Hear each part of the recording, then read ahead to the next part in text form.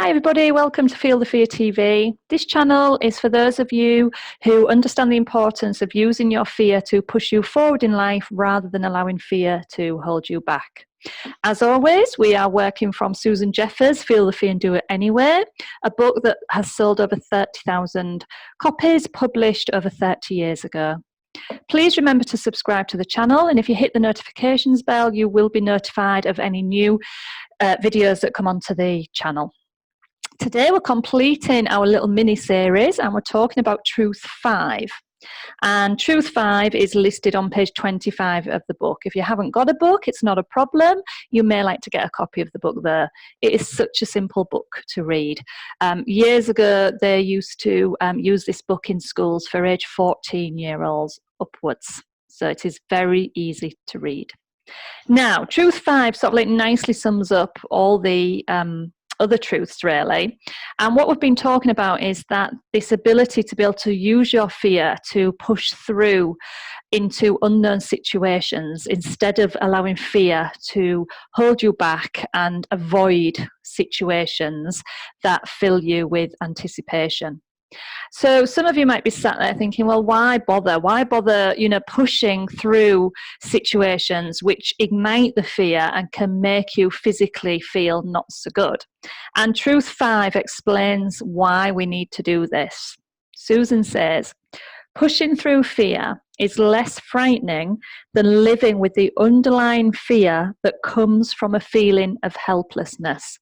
And I've certainly had this before in my life when I've felt so overwhelmed and so stuck with fear that it's made me feel so disempowered, so stuck, so helpless that I've sort of like lost the point of life, really, and I've lost the reason for living. And so then I've looked to coping mechanisms which were not so positive, such as alcohol, for example, such as eating sugary food, such as spending money, just to try and get some joy in life or some happiness, not understanding that it was my life that needed expanding because I'd outgrown my situation of where I was living and the job that I was doing and the people that I was mixing with. I had outgrown all that. And so I was wanting to grow and expand, but that filled me with fear. So once we understand that pushing through our fear is less frightening than living in that small place where we can feel disempowered and hopeless. Once we realize that pushing through fear is actually the answer, then the fear dissipates because we realize that we have to gather all this courage and all this strength and just keep pushing through and making choices which are going to empower us rather than living in a disempowered state. So remember, when we have outgrown our situation, we can feel very helpless, we can feel very stuck. There's a part of us that knows it wants to move on, that knows it wants to change something, but that brings up fear because it's the unknown, it's uncertain situations, it's uncertain outcomes. So the fear can make us say, well, I'll just stay as I am then, and it's fine, and I can live with it, and I can manage it. And we're not understanding that this is affecting our mental health, and this is keeping us in a poor, disempowered, helpless state. So maybe have a think about, where is it you want to get to? What type of life do you want to be living? What fears are being triggered in you?